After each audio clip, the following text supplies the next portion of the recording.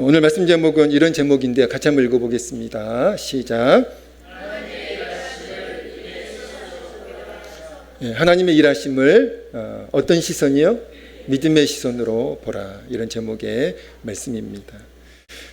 저와 여러분은 하나님의 사람들이죠. 맞습니까? 저와 여러분은 좀 전에 찬양했듯이 하나님이 사랑하시는, 또 하나님이 특별하게 생각하시는 하나님의 자녀이고 하나님의 백성인 줄로 믿습니다. 자, 그렇기 때문에 하나님의 사람들에게는 육신의 눈만 있으면 안 됩니다. 하나님의 사람들에게는 또 어떤 눈도 있어야 돼요? 믿음의 눈도 있어야 되죠. 믿음의 눈을, 육신의 눈을 이제 육안이라고 하고, 또 믿음의 눈, 믿음의 시선을 영안이라고 하는데요. 바라기는 여러분에게 육신의 눈만 있는 것이 아니라 믿음의 눈, 또 믿음의 시선도 있어지기를 간절히 소망합니다. 그래서 여러분, 하나님은 살아계시지만 육안으로는 하나님은 살아계시는데, 맞습니까? 하나님은 살아계시는데 그 살아계신 하나님은 육신의 눈으로는 절대로 확인할 수가 없습니다. 오직 어떤 눈으로만 확인할 수 있어요? 믿음의 눈으로만 하나님을 확인할 수가 있습니다. 이 시간 믿음의 눈으로, 믿음의 시선이 활짝 열려가지고, 믿음의 눈이 활짝 열려가지고 하나님이 선명하게 보여지는, 예배 올 때에는 하나님이 잘 안 보였는데 이 시간 믿음의 눈이 활짝 열려가지고 살아계신 하나님이 정말 선명하게 보여지는 은혜가 있어지기를 주의 이름으로 축복합니다.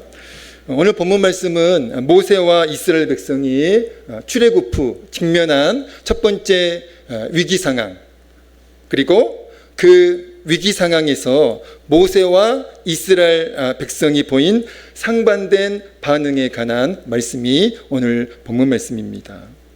애굽의 바로가, 우리가 다 아는 말씀이죠. 애굽의 바로가 군대를 이끌고 애굽을 떠나서 가나안을 향해 나아가고 있는 이스라엘 백성을 추격하기 시작했습니다. 그래가지고 이스라엘 백성이 장막을 치고 있던 이제 그곳 가까이에 바로와 애굽 군대가 이르게 되었죠. 이스라엘 백성은 자신들을 추격하는 그 엄청난 애굽 군대가 가시권에 들어오자 어떤 반응을 보였습니까? 애굽의 군대가 보이는 거예요.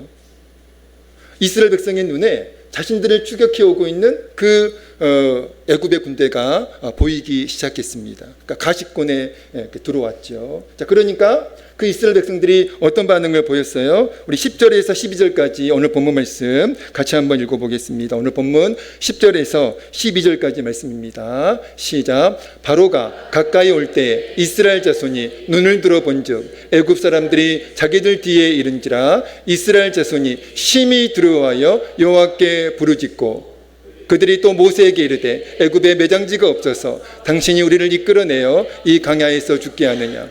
어찌하여 당신이 우리를 애굽에서 이끌어내어 우리에게 이같이 하느냐? 우리가 애굽에서 당신에게 이른 말이 이것이 아니냐? 이르기를 우리를 내버려 두라, 우리가 애굽 사람을 섬길 것이라 하지 아니하더냐? 애굽 사람을 섬기는 것이 강야에서 죽는 것보다 낫겠노라. 아멘. 여러분, 이스라엘 백성이 자신들을 추격해 오고 있는 그 애굽의 군대를 보고 나서 보인 반응입니다. 어떤 반응을 보였어요? 심히 두려워하면서, 그리고 그들의 지도자 모세를 원망했다는 것입니다. 이 반응을, 이 태도를 이스라엘 백성이 보인 거예요. 이스라엘 백성은 극도의 두려움 속에서 자신들을 왜 애굽에서 데리고 나와서 강야에서 죽게 하느냐고 하면서 모세를 원망했다는 것입니다. 여러분, 이스라엘 백성의 그 두려움, 이스라엘 백성의 그 원망은 이스라엘 백성이 무엇만을 보았기 때문이에요? 여러분이 대답해 보세요. 여러분, 이스라엘 백성의 그 두려움, 그 극도의 두려움, 그리고 이스라엘 백성의 그 원망, 모세를 향해서 왜 애굽에서 우리를 이끌어내가지고 우리를 강야에서 죽게 하냐고, 그렇게 모세를 원망했는데요. 그 이스라엘 백성의 원망, 그 두려움, 여러분, 이스라엘 백성이 무엇만을 보았기 때문이에요? 자신들을 추격해오고 있는 애굽 군대만을 보았기 때문입니다. 여러분, 이스라엘 백성은 하나님의 백성들이잖아요. 이스라엘 백성에게는 어떤 신앙 고백이 있습니까? 하나님이 우리를 사랑하신다라고 하는, 하나님께서 우리와 함께 하신다라고 하는, 하나님께서 우리를 지켜주시고 보호해 주신다라고 하는 그 고백이 이스라엘 백성에게 있잖아요. 그런데 애국 군대를 보고서 그 믿음을 다 까먹은 거예요. 그리고 그 애국 군대만을 보고서 두려워하면서 모세를 원망했다는 것입니다. 자신들을 추격하는 그 애국 군대를 보고 심히 두려워하면서 모세를 원망하였던 그 이스라엘 백성의 모습은 어쩌면 때때로 문제와 현실만을 주목하면서 두려워하고 있는, 그리고 낙심하고 있고 절망하고 있는 우리의 모습일 수가 있다는 것입니다. 우리가 이 시간 하나님을 예배할 때에는 어떻습니까? 하나님 우리를 사랑하신다고, 하나님 우리와 함께 하신다고, 하나님 우리를 지켜주신다라고 그렇게 믿음으로 고백하고 있잖아요. 그런데 예배당을 나서가지고 문제를 직면하게 되면, 어려움이 생기면 그 믿음 다 까먹고 하나님 눈에 보이지 않고, 그리고 그 문제만을 주목하면서 어려움만을 바라보면서 원망하고 두려워하고 낙심하고 있는 오늘 우리의 모습을, 오늘 이스라엘 백성의 모습을 보면서 발견할 수가 있다는 것이죠. 마가복음 4장에서 예수님의 제자들이 탄 배가 태풍을 만났습니다. 강풍을 만났어요. 그래가지고 그 배가 전복될 위기에, 뒤집힐 위기에 놓이게 되었습니다. 그러니까 제자들이 몹시 두려워했다라고 그렇게 말씀하고 있죠. 그러나 반대로 동일한 상황이에요. 그 상황에서도 예수님은 아주 태연하게 아무 일 없다는 듯이 배에서 주무시고 계셨다는 것이죠. 제자들은 이제 배가 곧 뒤집히면 다 죽을 것이라고 그렇게 예상하면서 그 죽음의 그 공포를 느끼면서 제자들이 이제 우리 죽는구나 그렇게 두려워하면서 예수님을 깨웠죠.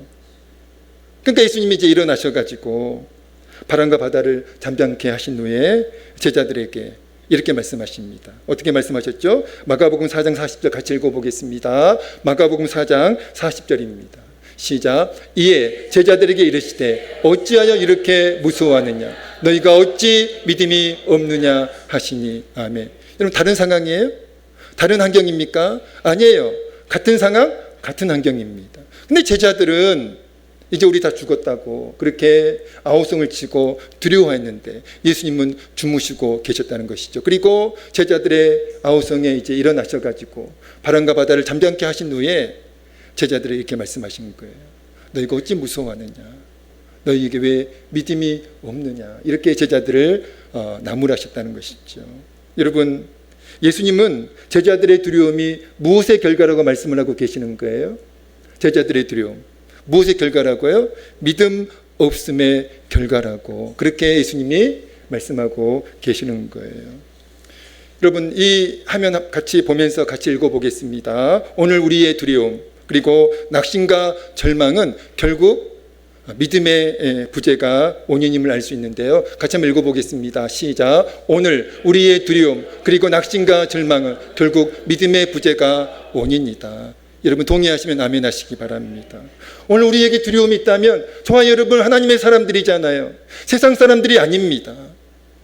하나님이 우리가 상상할 수 없는 사랑으로 사랑하시는, 그리고 우리가 다 측량할 수 없는 놀라운 은혜로 우리와 하나님이 함께하고 계시는데, 여러분, 그게 우리의 그 실상 아닙니까? 실체 아닙니까?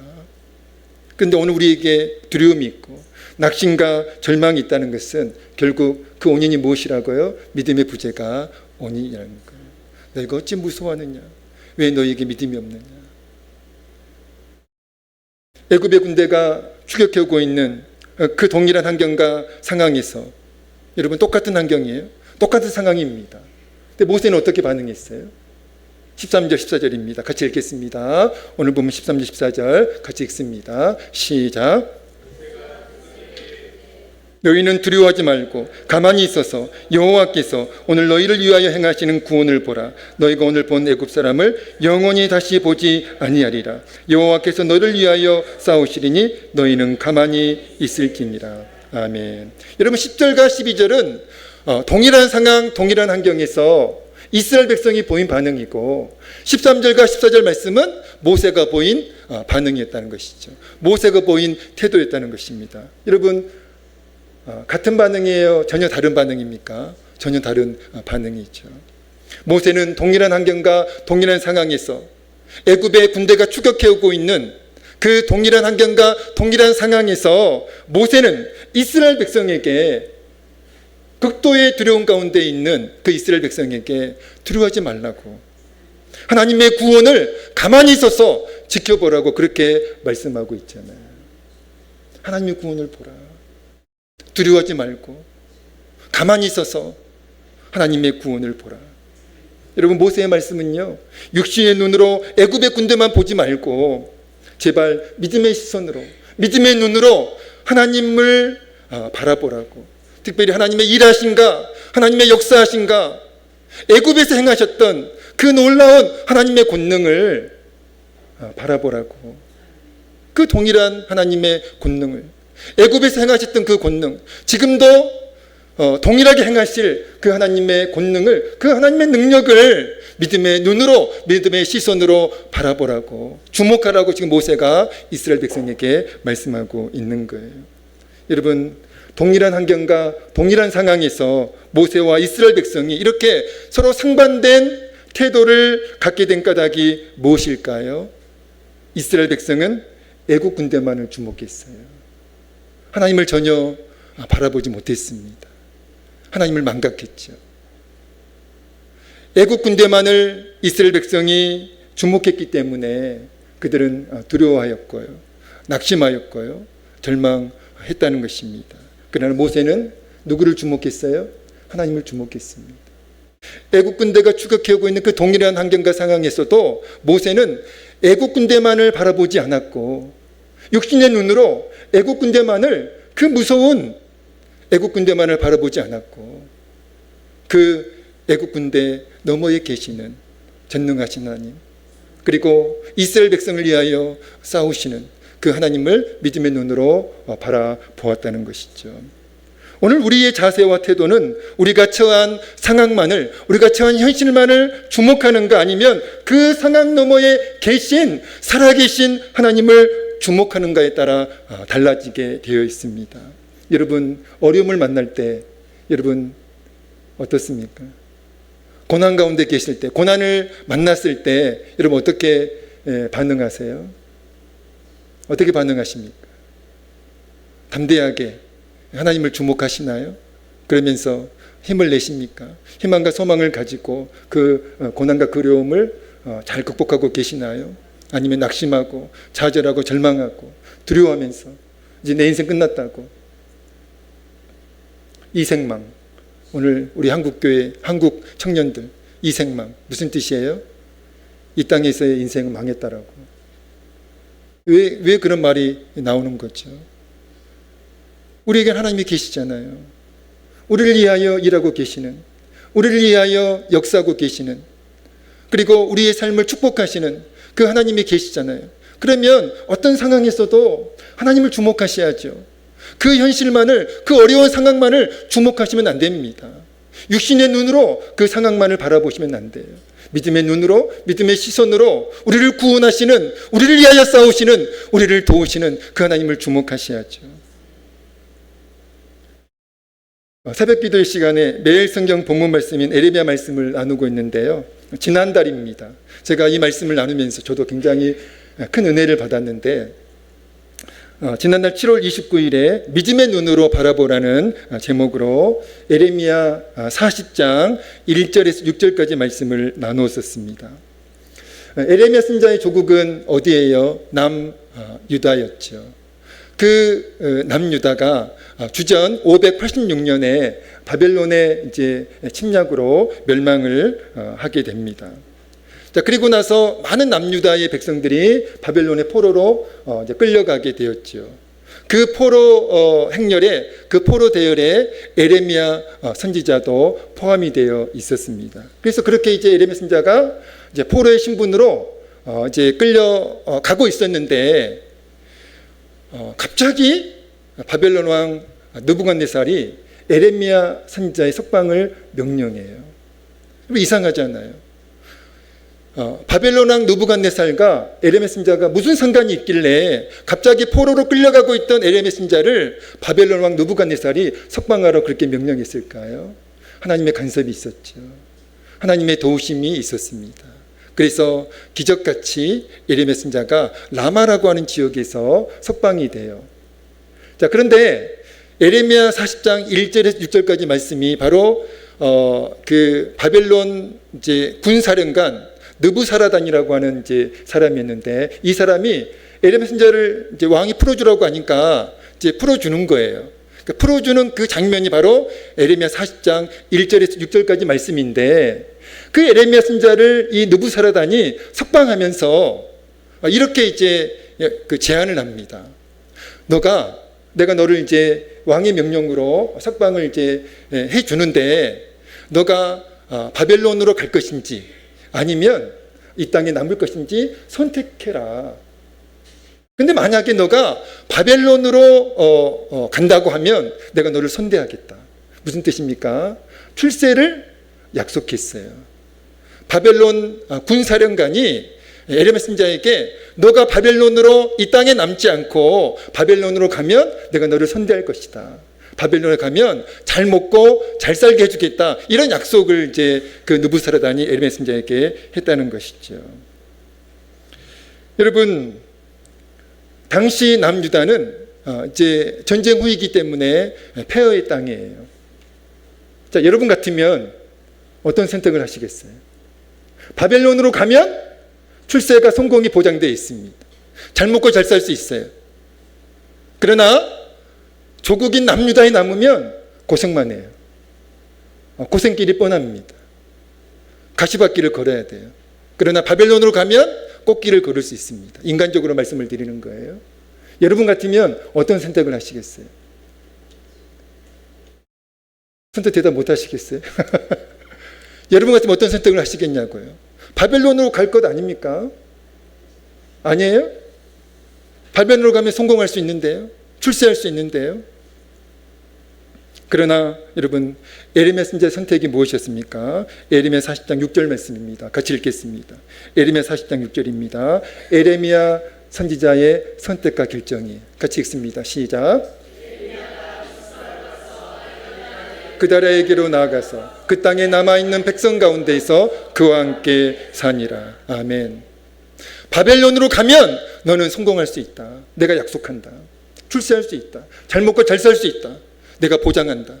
내가 약속한다. 그렇게 바벨론 군사령관인 느부사라단이 에레미야 선지자에게 제안을 했어요. 그러나 너가 선택해라. 너의 선택을 존중하겠다.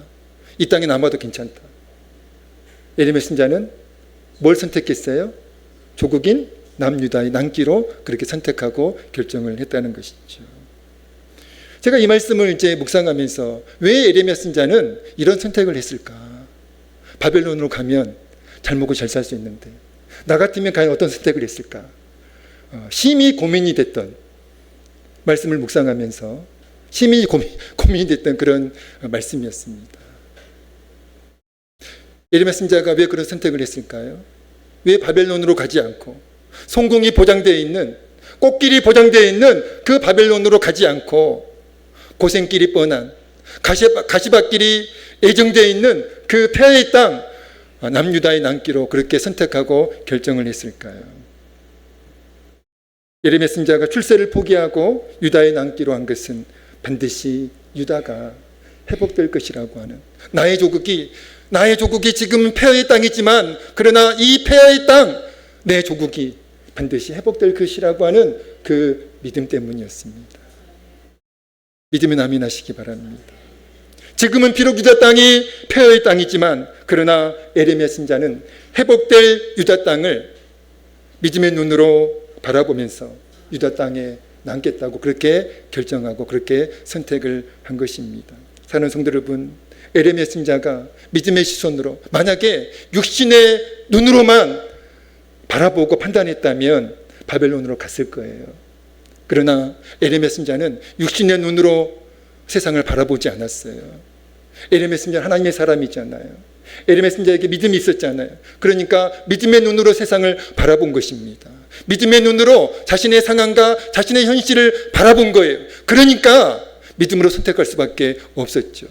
자신의 조국이 지금은 폐허의 땅이지만 그러나 하나님의 은혜로 반드시 이 땅이 회복될 것이라고 하는 그 믿음을 가지고 그 믿음의 눈으로 자신의 조국을 바라보면서 내가 이 땅에 남으리라 그렇게 결정하고 선택한 것입니다.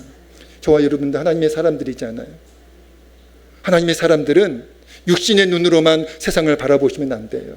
육신의 눈으로만 우리의 상황과 우리 현실을 바라보시면 안 됩니다. 우리의 자녀들이 엄청 속을 썩이잖아요. 육신 눈으로만 바라보면 호적이 있어 그냥 파고 싶어요. 그러시면 안 돼요. 믿음의 눈으로 바라보셔야죠.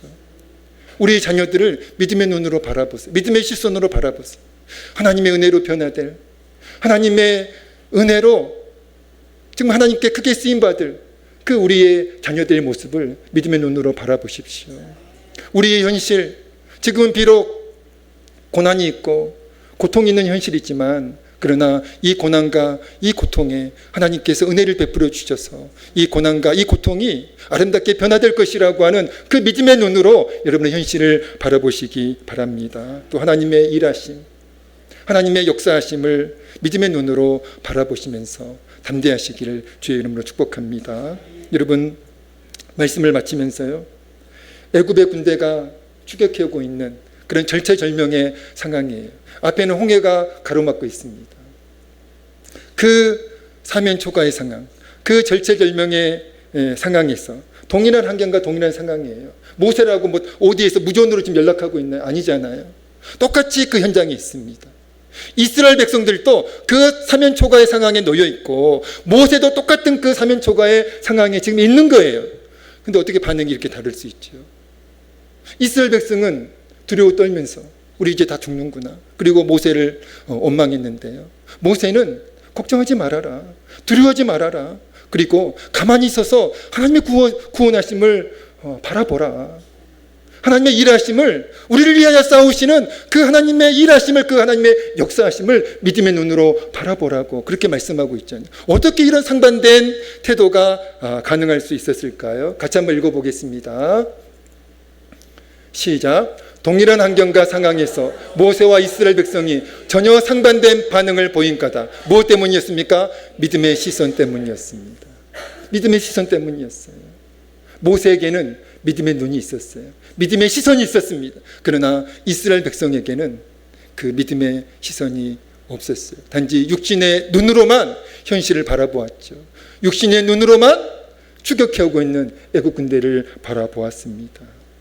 이스라엘 백성은 애국 군대만을 바라보았고요. 모세는 하나님의 일하심과 하나님의 역사하심을 믿음의 시선으로 바라보았기 때문에 이런 상반된 태도가 이루어졌다는 것이죠.